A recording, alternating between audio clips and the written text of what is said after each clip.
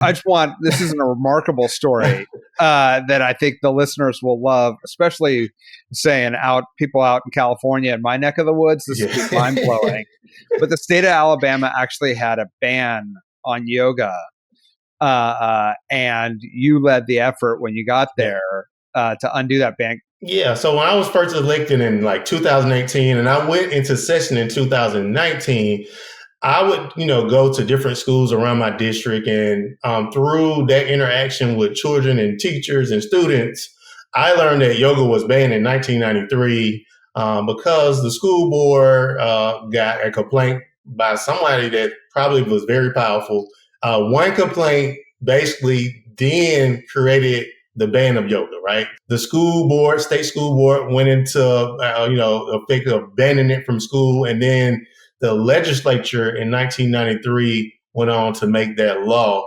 It would be from 1993 all the way to 2000, I think 21, if I can remember the date, 2021, almost 30 years of yoga being banned in, public schools now, right? So it's not all schools, not private schools, not charter schools, but public schools. And the reason was that essentially, this being a Bible Belt state with a lot of Christians and evangelicals, they felt like yoga was an attack on Christianity, that it would convert, children into, Buddhism, Hinduism, and things of that nature. And so that was the premises of it, right? No real facts, no real, things that they could draw to. It was just basically a war on religion.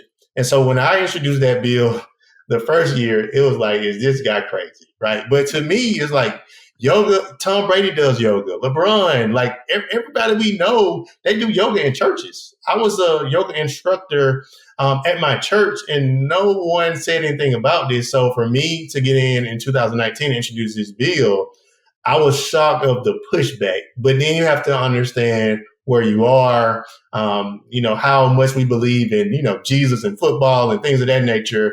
So it really made sense, as I look back on it. But in 2019, didn't make much sense. So in 2019, it failed. I got the Stroud Award for the deadest bill in session. So they thought it was a horrible bill.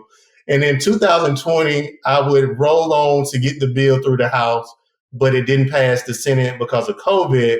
And in 2021, because of all the national media I was getting, New York Times, Washington Post, I was in India, Africa, everywhere, Germany. It just seemed very simple-minded not to let kids appreciate the things that yoga offer with coping skills and with anxiety and stress and things of that nature. So when I tied it to mental health, because we really struggle in mental health in Alabama, but the Speaker of the House now put a lot of money into, just mental health, with whether it's police officers, whether it's students, whether it's veterans. That's how I got the bill through the finish line.